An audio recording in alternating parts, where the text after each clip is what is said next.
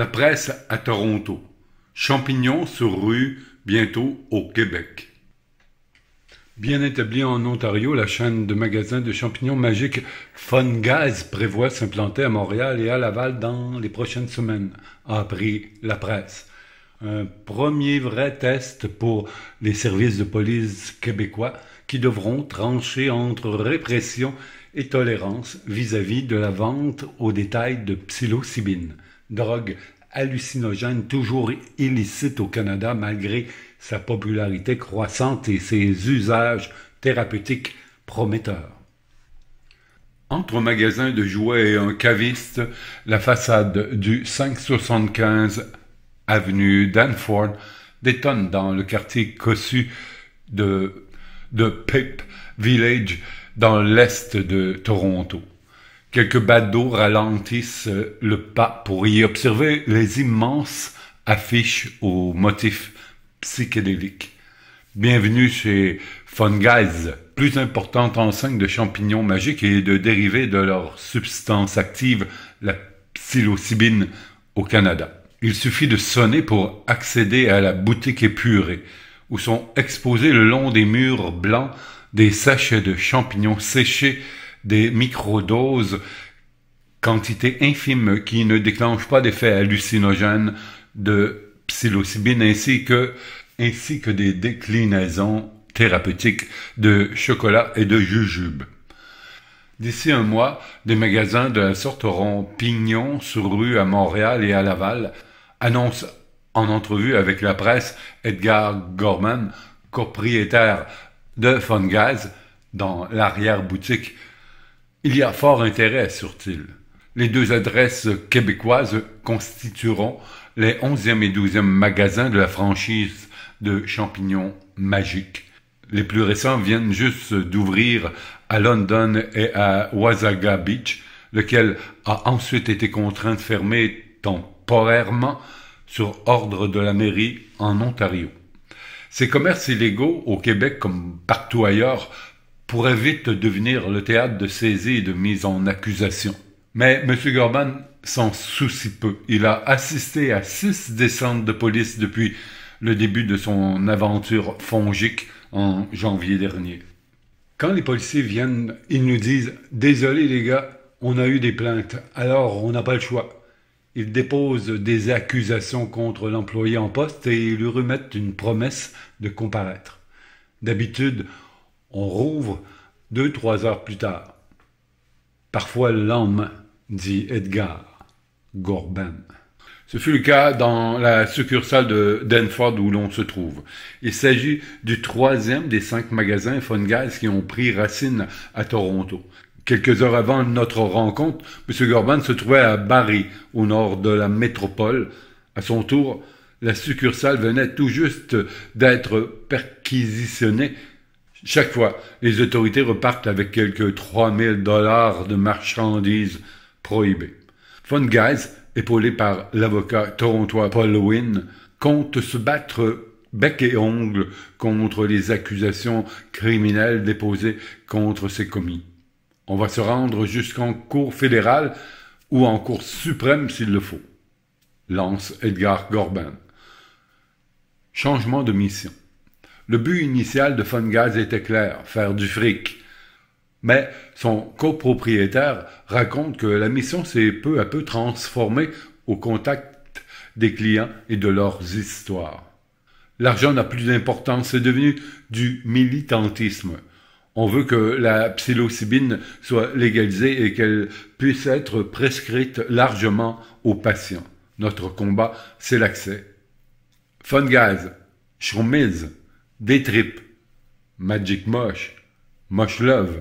À Toronto, les boutiques de psilocybine, dont la plupart offrent aussi la livraison, poussent comme des champignons.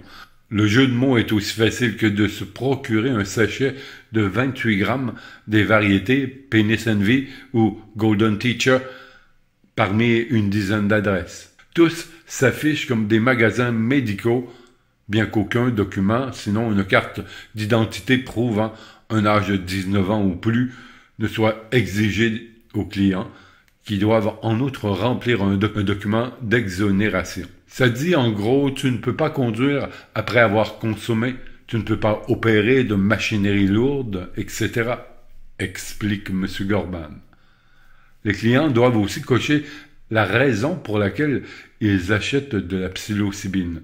Dépression, syndrome de stress post-traumatique, anxiété, etc. On ne vend pas à des fins récréatives. On se concentre sur l'objectif thérapeutique.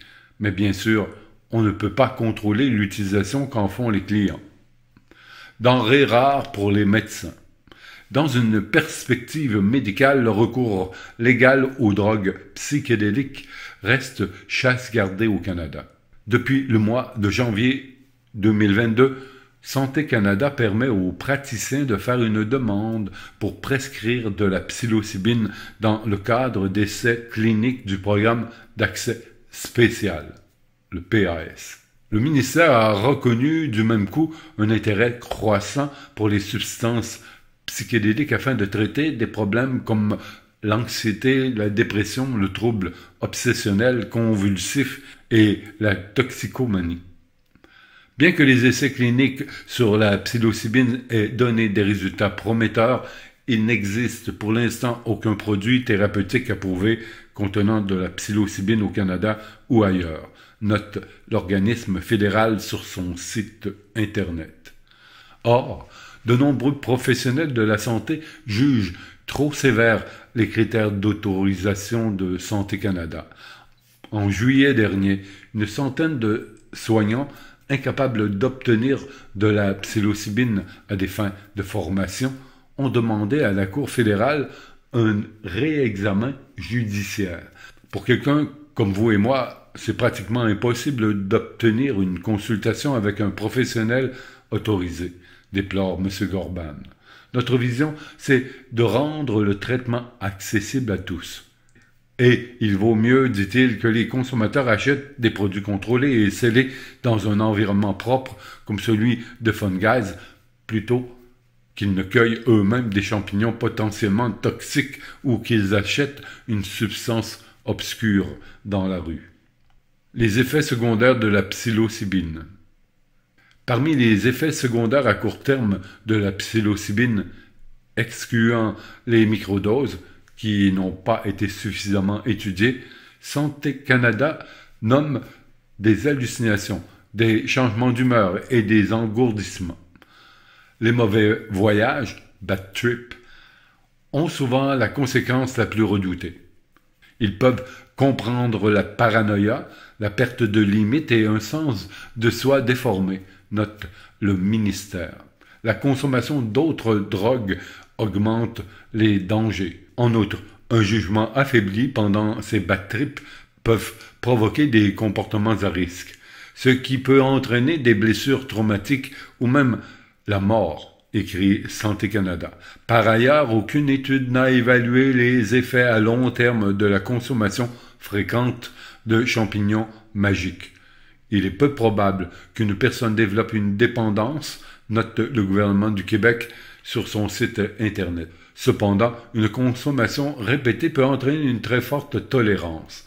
Quant à la toxicité de la psilocybine ou psilocine dans sa forme métabolisée, elle est quasi nulle, selon le chercheur américain Robert S. Gable, professeur de psychologie à Claremont Graduate University en Californie. Un humain doit consommer plus de 1000 fois la dose psychoactive pour que son pronostic vital soit engagé. Répression ou tolérance. Comment réagiront les autorités policières de Montréal et de Laval à l'ouverture inévitable de magasins de champignons magiques? L'entrepreneur Edgar Gorban, qui prévoit y établir une succursale Funguise dans les prochaines semaines, s'attend à une réponse assez conciliante. Ces villes ont de bien plus gros problèmes à gérer que la psilocybine, dit-il.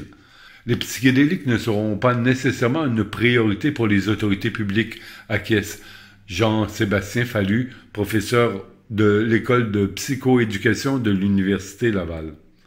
Ce ne sont pas des substances contrôlées par des marchés criminels classiques ou qui posent beaucoup de risques pour la santé. Que des magasins ouvrent leurs portes au Québec est totalement prévisible selon lui. On voit la même trajectoire qu'on a vue avec le cannabis se déballer devant nous, dit Jean-Sébastien Fallu. Non seulement l'apparition de boutiques participe à un changement des mentalités, des représentations et des perceptions, mais aussi elle force les services de police à se positionner, croit M. Fallu. Dans un courriel, le service de police de la ville de Montréal, SPVM, indique être au fait de la popularité des microdoses de psilocybine, de LSD, de kétamine, mais il rappelle que ces 3 substances demeurent illégales. Le SPVM appliquerait le règlement comme il est inscrit au code criminel si des infractions en lien avec elles en venaient à être commises, écrit la porte-parole Annick de Repentigny. Le SPVM ne va pas dévoiler de posture officielle publique, commente le professeur Jean-Sébastien Fallu. Les discussions à l'interne risquent d'évoluer selon l'opinion publique, les plaintes et la couverture des médias. À l'hôtel de ville de Montréal, une attachée de presse précise que la vente de psilocybine est illégale, malgré la position forte de l'administration Plante concernant la décriminalisation de la possession simple de drogue pour un usage personnel, une étape qui sauve des vies par la réduction des méfaits. La déclaration en ce sens a été adoptée par le conseil municipal en 2021. Dans l'île Jésus, le service de police de Laval n'a pas de plan de match contre de potentiels magasins, indique une porte-parole. Le patron de l'enseigne Fun Guys, Edgar Gorban, explique qu'il est rare qu'un de ces commerces, après une première saisie, soit de nouveau embêté. La police réalise toutes les ressources que ça nécessite, l'argent, les agents, etc. On fait une descente, on arrête quelqu'un, on l'accuse, mais ensuite, même si elle arrivait à faire condamner un employé pour avoir vendu de la psilocybine, qui est sécuritaire, quelle va être la sentence? On ne vend que de la psilocybine, ni cannabis, ni autre drogue. L'entrepreneur, maintenant militant, raconte que des agents de paix comptent parmi ses clients. Certains gardent même l'uniforme pour acheter, dit-il. L'exemple vancouverois. En Colombie-Britannique, les magasins de champignons magiques semblent tolérés, à un tel point que leur législation est une fausse croyance largement répandue.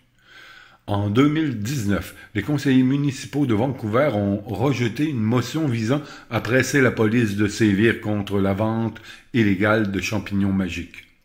Quiconque fait le trafic de psilocybine, en particulier ceux qui contribuent à la violence et au crime organisé, pourrait être arrêté et inculpé, avertit toutefois le sergent Steve Addison, porte-parole du service de police de Vancouver, dans un courrier à la presse.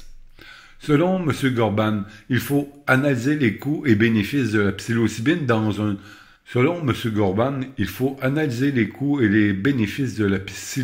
dans une perspective de réduction des méfaits. J'ai lu que 20 à 30% de nos clients viennent acheter des champignons pour se débarrasser d'une dépendance, que ce soit au fentanyl, à la cocaïne, à l'héroïne ou à l'alcool. Les microdoses peuvent aider certaines personnes à éviter des drogues pas mal plus dures. L'an dernier, des chercheurs de l'université Harvard ont établi que les consommateurs de psilocybine avaient 30% moins de risque de développer de dépendance aux opioïdes. Des études bien qu'embryonnaires font aussi état de conclusions prometteuses vis-à-vis de la nicotine et de l'alcool. Au lieu d'envoyer 8 policiers faire une descente dans un magasin de champignons magiques, utilisez donc ces ressources-là pour gérer les problèmes de crack ou d'héroïne, lance Edgar Gorban aux autorités.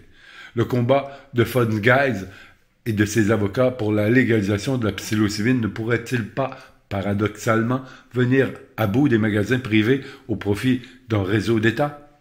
Ce serait une victoire pour tout le pays et on aurait un sentiment heureux, assure M. Gorban. Si après ça, notre commerce tombe, tant pis. On ne gagne pas beaucoup d'argent avec les champignons magiques. Ce serait quelque chose d'excitant qu'on aurait d'abord fait pour la population. Méta dupé par les vendeurs de drogue. Bien que la production, la vente, la possession de champignons magiques soit illégale au Canada, un vaste choix se trouve à portée de clic sur l'Internet. Les commerçants rivalisent d'ingéniosité pour se faire connaître. Dans les grandes villes comme Vancouver, Toronto et Montréal, des affiches munies de codes barres menant à une boutique virtuelle sont disséminées sur les poteaux et les babillards. De nombreuses publicités sur Facebook et Instagram déjouent en outre les politiques de leur maison mère. Meta, la presse, a fait le test. Il suffit de s'intéresser aux psychédéliques dans les moteurs de recherche pour que l'algorithme nous envoie des publications de commerce illicite où se négocient psilocybine, LSD, cannabis et autres drogues livrées par l'entremise de Post Canada. L'âge des consommateurs, qui peuvent parfois payer par virement bancaire, n'est toujours pas vérifié. Nos standards publicitaires précisent clairement que les publicités ne doivent pas constituer, faciliter ou promouvoir des produits, des services ou des activités illégaux, indique un porte-parole de Meta. Chaque fois que nous avons connaissance d'un contenu illégal promu sur Facebook, nous le supprimons. Nous avons pris des mesures supplémentaires pour minimiser la possibilité que ces activités aient lieu sur notre plateforme. Un article de Charles-Éric Blais-Poulain, équipe d'enquête La Presse. Un article paru dans la presse du 10 juin.